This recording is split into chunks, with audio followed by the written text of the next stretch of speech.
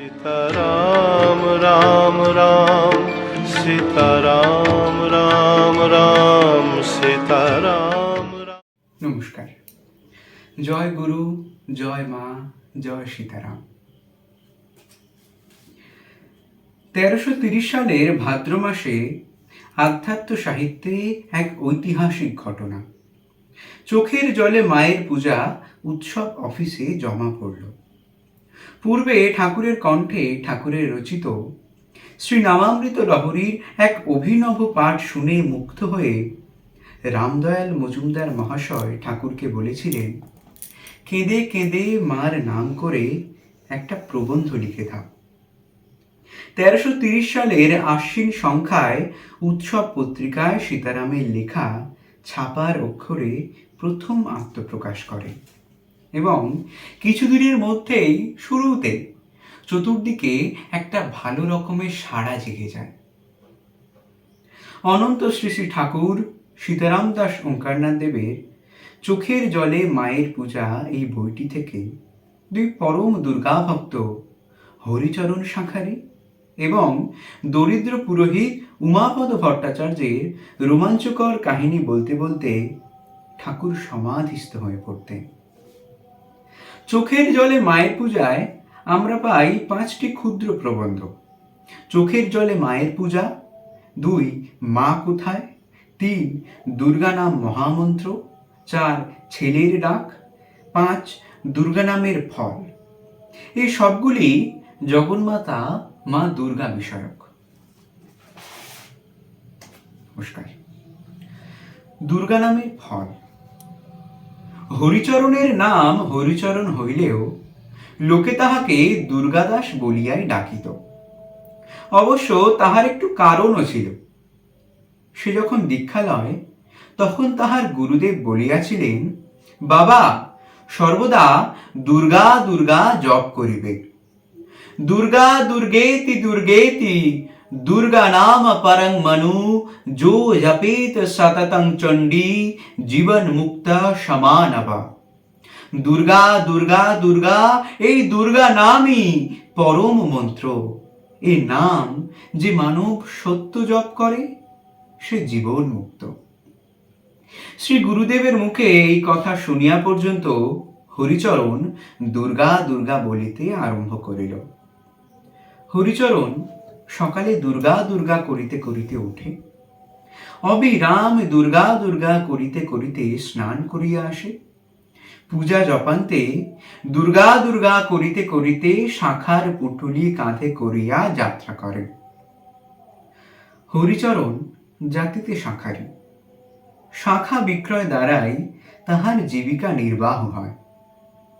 এইরূপ কিছুদিন দুর্গা দুর্গা করার পরই সকলে সম্মুখে তাহাকে দুর্গাদাস এবং আড়ালে দুগো পাগলা বলতে লাগল। হরিচরণ সে সব কথায় লক্ষ্য না করিয়াই আপন ভাবে দুর্গা দুর্গা করত শাখা বিক্রয় করিয়া বেড়াইত। সন্ধ্যার পর কর্মক্লান্ত দেহে দুর্গা দুর্গা বলিয়া শয়ন করত। তাহার এইরূপ অবস্থা হইল, সে নিদ্রিত থাকিলেও তাহার জিহ্বা দুর্গা দুর্গা জপ করত। তাহার এইরূপ মতিভ্রম দেখিয়া কামিনী কাঞ্চনের কৃতদাস ভোগ বিষ্ঠার কৃমি প্রতিবাসীগণ স্থির করিল তাহার মস্তিষ্ক বিকৃত হইয়াছে। নচেত দিবারাত্রি দুর্গা দুর্গা করিবে কেন? যখন রোগে শোকে সুখে দুঃখে সকল সময়েই হাসি মুখে দুর্গা দুর্গা করিতেছে, তখন এ পাগল না হইয়া যায় না। এ একটা পুরা পাগল। যাহারা বয়স্ক তাহারা দুর্গাদাস বলিয়া ঠাট্টা করিতে লাগিলেন এবং দুষ্টু ছেলেরা ছড়া বাঁধিয়া বলিত, দুর্গা বলে দুগো খ্যাপা শাঁখা নিয়ে যায়, দুর্গা তার পিছু পিছু ঘুরিয়া বেড়ায়। হরিচরণের শরীরটা রোমাঞ্চিত হইয়া উঠিত। সে পিছু ফিরিয়া দেখিত বাস্তবিক দুর্গা তাহার পিছুতে আছে কিনা। আর ছেলেরা হাততালি দিয়া হাসিয়া উঠত এবং তাহার গায়ে যে ধুলা দিত না এমন নয়। সে সব অগ্রাহ্য করিয়া শাখার পুঁটুলি কাঁধে নিয়ে দুর্গা দুর্গা বলিতে বলিতে প্রস্থান করিত। যাই হোক, অবিরাম দুর্গা নাম করার জন্যে তাহার পিতামাতার দত্ত হরিচরণ নামটি লোপ হইয়া গেল। জনসমাজে দুর্গাদাস বলিয়াই সে পরিচিত হইল। তাহাতে তার দুঃখ ছিল না। সে এইরূপ দিনের পর দিন, মাসের পর মাস, বৎসরের পর বৎসর দুর্গা দুর্গা বলিয়া অতিবাহিত করতে লাগলেন। বৈশাখ মাস, দুপুরবেলা রৌদ্রে ঝাঁ করছে। দুর্গাদাস শাখার পুঁটুলি কাঁধে লইয়া দুর্গা দুর্গা করিতে করিতে তারিণীপুরের সীমা ছাড়াইয়া মাঠে পড়িল। কিয়ৎদূরে যাইবার পর মাঠের মাঝখানে একটা দিঘি আছে। দুর্গাদাস দিঘি পার হইয়া গিয়াছে। এমন সময় তাহার কানে একটা আওয়াজ গেল, ও ছেলে, ও ছেলে, আমায় শাখা দিবে? দুর্গাদাস এমন মিষ্টি কথা কখনো শুনেন নাই। সে পিছু ফিরিয়া দেখিল একটা মেয়ে জলে দাঁড়াইয়া পা রগড়াইতে রগড়াইতে তাহাকে ডাকিতেছে। সে পিছু ফিরিয়া অবাক হইয়া চাহিয়া রহিল। অনেক বড় বড় লোকের বাড়ি শাখা পড়াইয়াছে, কিন্তু এমন রূপ কখনো দেখেন নাই। সে বলিল, কেন দিব না মা? একটা বটগাছের তলায় সে বসল। ধীরে ধীরে মেয়েটি তাহার নিকটে আসিল। সে অপরূপ রূপ দেখিয়া দুর্গাদাস ভাবিল যে ছেলেরা বলে দুর্গা তার পিছু পিছু ঘুরিয়া বেড়ায়, আজ সত্যই তাহা হইল নাকি? মেয়েটি বালিকা কি যুবতী দুর্গাদাস ঠিক করতে পারিল না। কখনো তাহার মনে হইতেছে যুবতী, আবার কখনো মনে হইতেছে বালিকা। মেয়েটি হাসিতে হাসিতে কাছে আসিয়া বলিল, বেশ ভালো দেখে আমার শাখা দাও না ছেলে। দুর্গাদাস বাছিয়া বাছিয়া খুব ভালো শাখা বাহির করিয়া পড়াইতে লাগিল। যেমন মেয়েটির অঙ্গ স্পর্শ করিয়াছে, অমনি তাহার শরীর রোমাঞ্চিত হইয়া থর থর করিয়া কাঁপিয়া উঠিল। দুর্গা দুর্গা বলিয়া সে তাহা সামলাইয়া লইল। দুর্গা দুর্গা বলিয়া শাখা পড়াইতেছে। মেয়েটি জিজ্ঞেস করিল, হ্যাঁ ছেলে, অমন করে দুর্গা দুর্গা বলছো কেন? আর বললে কি হয়? দুর্গাদাস কথা কহিতে পারছে না। খানিক পরে দুর্গাদাস বলিল, গুরু ঠাকুর দুর্গা দুর্গা বলতে বলেছেন, তাই বলি মা। আর দুর্গা দুর্গা বললে মা দয়া করবে। হ্যাঁ ছেলে, তুমি মাকে দেখেছ? না মা, আমি এমন কি পুণ্যি করেছি যে মাকে দেখতে পাবো? কেন, দুর্গা দুর্গা করলে কি দেখা যায় না? আর যদি দেখা না যায় তবে ডাকো কেন? দুর্গাদাস বলিল, মা, আমি মুখ্য মানুষ, অত জানি না। যদি নাম করলে দেখতে পাওয়া যায় তবে দেখা পাবই। শাখা পরানো শেষ হইল। মেয়েটি হাসিতে হাসিতে বলিল, ওই যা, ও ছেলে, আমার কাছে তো পয়সা নেই, তোমায় কি করে দাম দেব? তোমার শাখা খুলে নাও। দুর্গাদাস কেমন যেন হয়ে গেছে। না, ঠাকুরকে, এ অস্ত্রী মানুষ সাক্ষাৎ ভগবতী, আমি হাত থেকে শাখা খুলতে পারবো না, আমার দামের কাজ নেই বলিয়া পোঁটলা বাঁধিতে লাগিল। মেয়েটি বলিল, তা হবে কেন? আমি বা তোমার কাছে অমনি শাখা পরব কেন?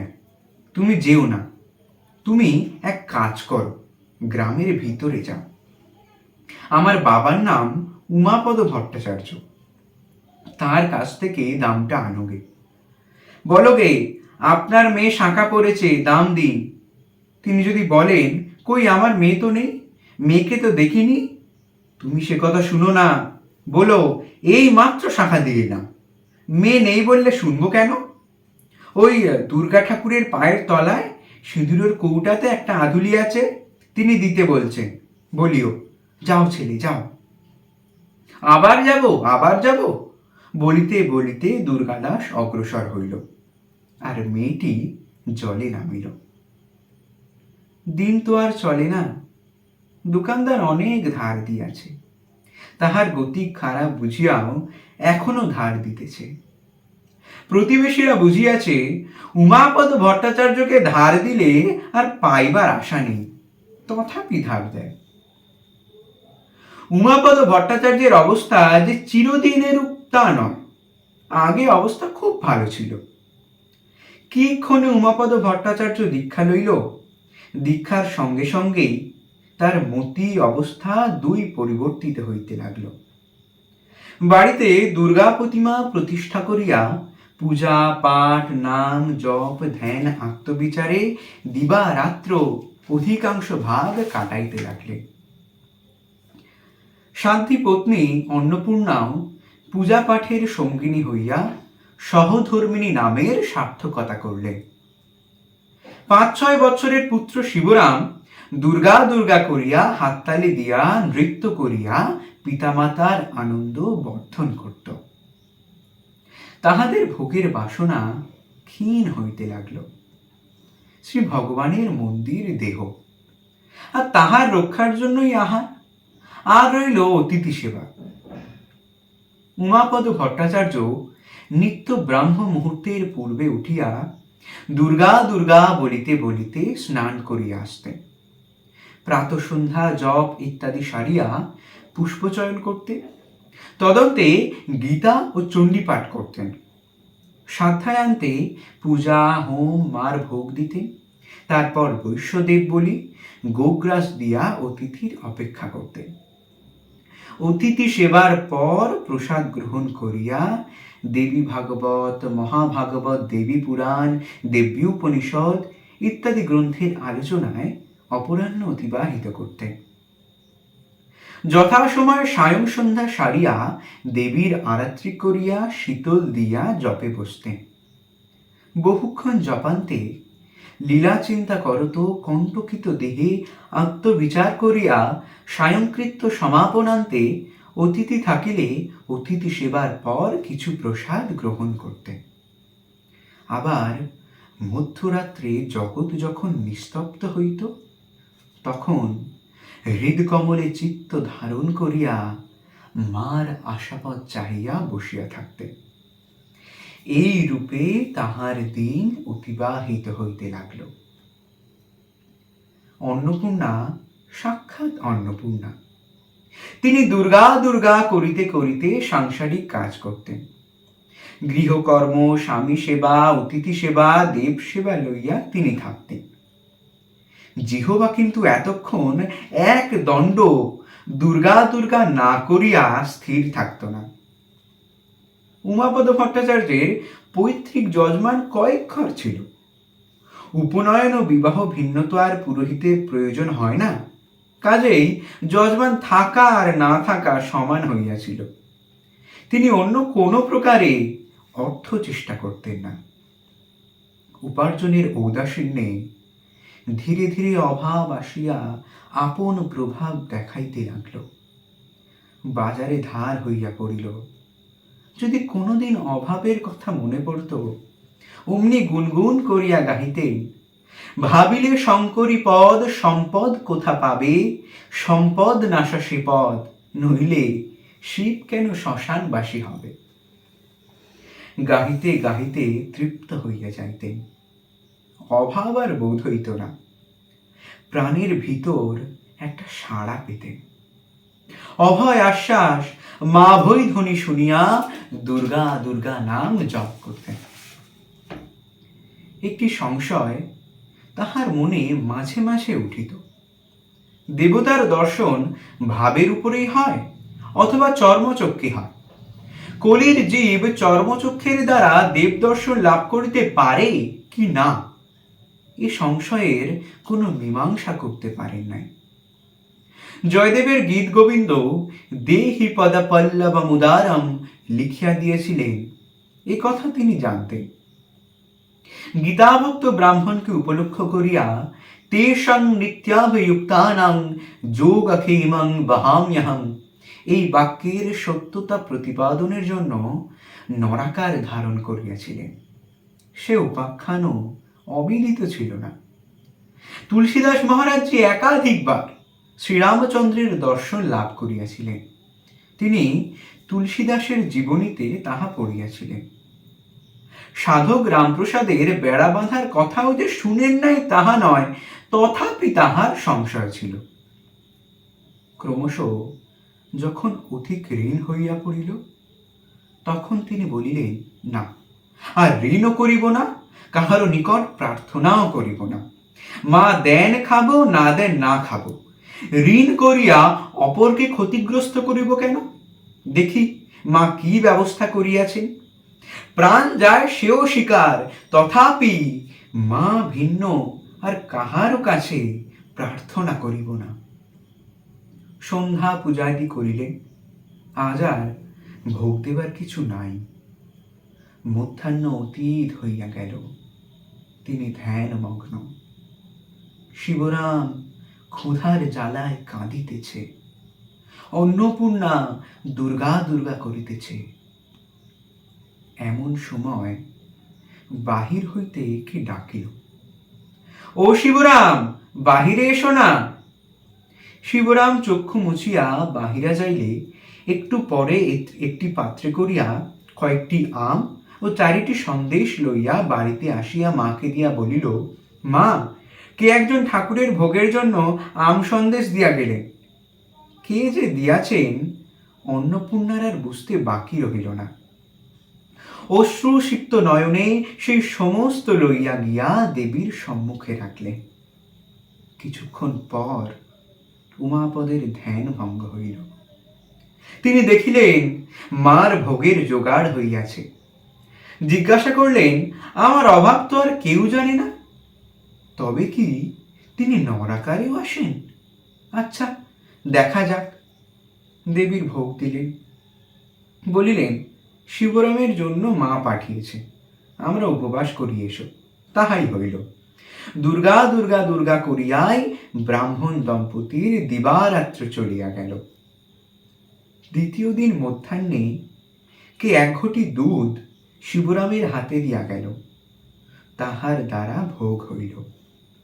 শিবরামের জীবন রক্ষা হইল। ব্রাহ্মণ দম্পতি দুর্গা দুর্গা করিয়া দিবারাত্র উপবাসে অতিবাহিত করলেন। তৃতীয় দিন মায়ের পূজা শেষ হইল। মধ্যাহ্ন অতীত হইয়া গেল।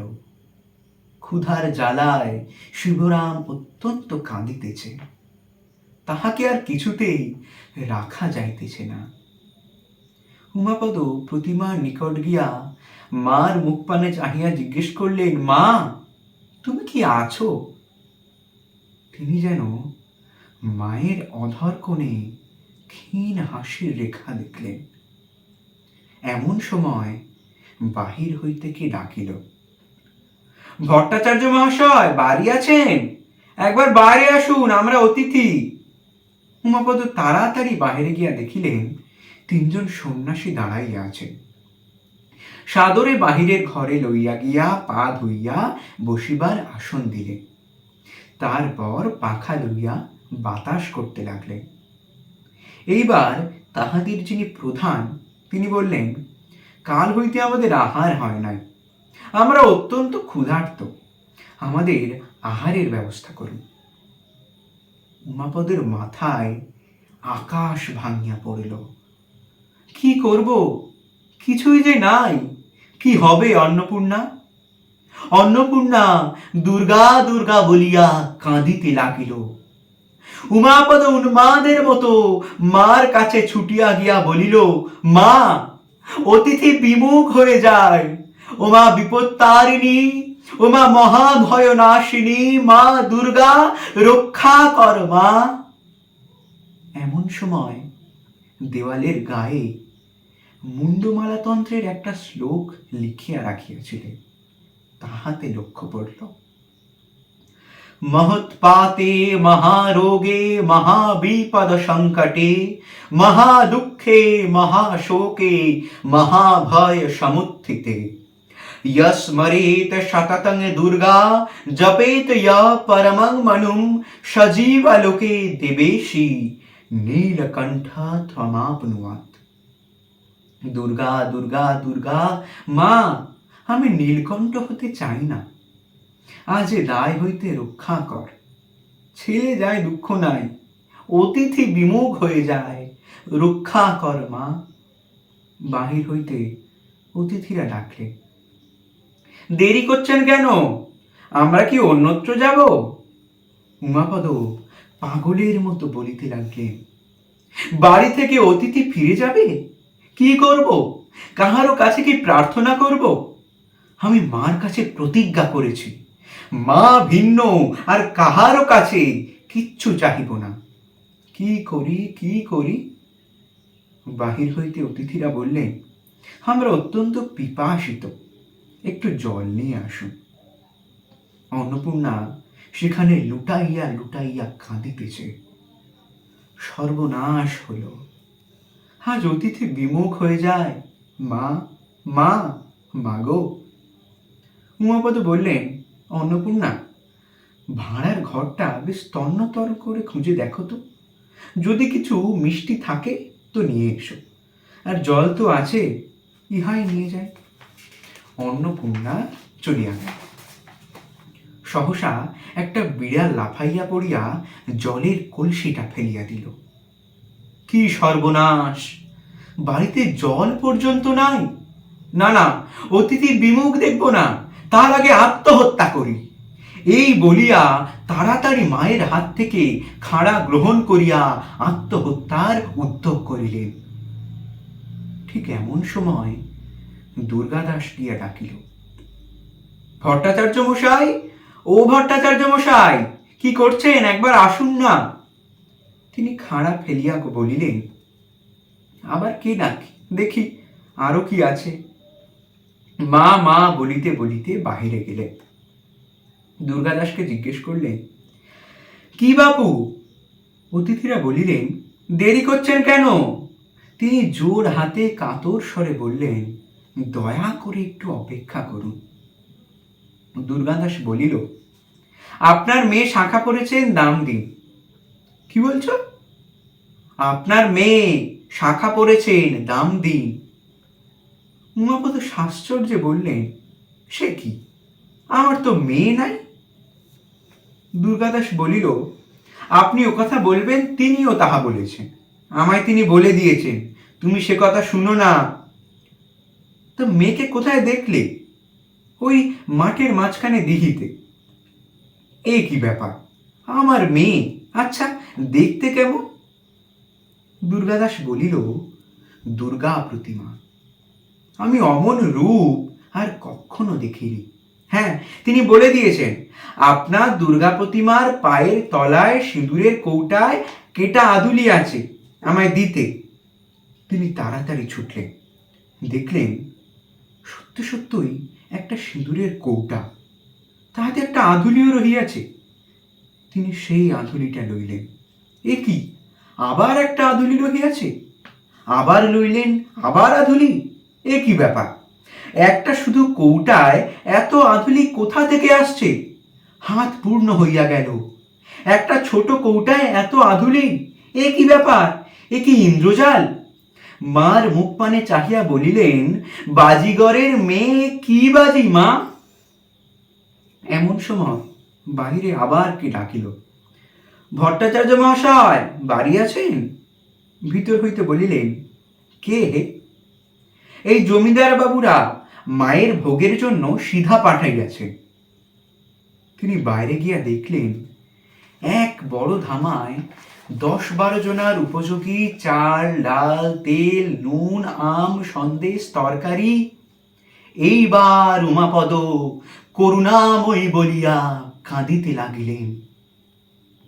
একটু স্থির হইয়া বলিলেন, মহাশয়গণ, এইবার আপনাদের আহারের ব্যবস্থা করছি।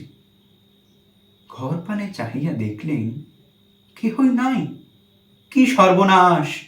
অতিথি বিমুখ হইয়া গেল। দুর্গাদাস সদরে দাঁড়াইয়া আছে। তাহাকে জিজ্ঞেস করলেন, হ্যাঁ বাবা, সন্ন্যাসীরা কোথায় গেলেন? দুর্গাদাস বলিল, ও ঘর থেকে তো কেউ বেরোননি, এখান দিয়ে কেউ যাননি। উমাপদ বললেন, ও গৃহত্ব তো অপর দ্বার নাই, এ প্রকাশ্য দিবালোকে কি প্রহেলিকা মা? আমার দৃষ্টি ভ্রম হলো, আমি কি জাগ্রত অবস্থায় স্বপ্ন দেখছি? মা, মা, এ কি প্রহেলিকা মা? দুর্গা দুর্গা দুর্গা মা, এ কি পরীক্ষা মা? মা, যেমন বিপদ দিস তেমন বিপদ হতে উদ্ধার করিস। তিনি আম ও মিষ্টি দেবীকে নিবেদন করিয়া দুর্গাদাস ও শিবরামকে প্রসাদ দিলেন, নিজে চরণামৃত লইলেন। দুর্গাদাস ভোজন করিবার পর তাহার হাতে আঁধুলি দিয়া উমাপদ বললেন, বাবা, কোথায় আমার মেয়েকে দেখেছ? শীঘ্রই আমাকে সেখানে নিয়ে চলো। দুর্গাদাস কেমন হতভম্ব হইয়া গিয়াছে। সে অতিথিগণকে ঘরে দেখিয়াছিল, তারপর তাহারা কোথা দিয়া চলিয়া গেলেন ঠিক করতে পারল না। যা হোক, উভয়েই দিঘির দিকে ছুটলেন। কোথায় দেখেছিলে বাবা? দুর্গাদাস বলিল, এই ঘাটে ছিলে। সে স্থানে কেহ কোথাও নাই? ওমা, অবিশ্বাসীর অবিশ্বাস চূর্ণ করে দিয়ে কোথায় লুকালি মা? একবার দেখা দে মা, একবার আয় মা। এত করুণা তোর, আমি তা তো জানি না মা। উমাপদ মা মা বলিয়া বালকের মতো আকুল হইয়া কাঁদিতে লাগিলেন। দুর্গাদাস এইবার ব্যাপারটা বুঝিতে পারিল, আজ কাহাকে সে শাখা পরাইয়াছে। এতক্ষণে তাহার জ্ঞান হইল। সে হাউ হাউ করিয়া কাঁদিয়া উঠিল, ওরে আমি পেয়েও পেলুম না রে, ওরে ধরেও ধরতে পারলুম না রে বলিয়া বুক চাপড়াইতে চাপড়াইতে কাঁদিতে লাগিল। ওমা, তোকে পেয়েও চিনতে পারলাম না মা। ওমা, একবার দেখা দে মা, তুই শাখা পড়েছিস, একবার বল মা, আমার কথা সত্য কর মা। ধীরে ধীরে দিঘির কালো জল ভেদ করিয়া শাখা পরা লাল টুকটুকে দুখানি ননির মতো হাত বাহির হইল। ওই যে মা, ওই যে মা বলিয়া দুজনেই মূর্ছিত হইয়া পড়িল।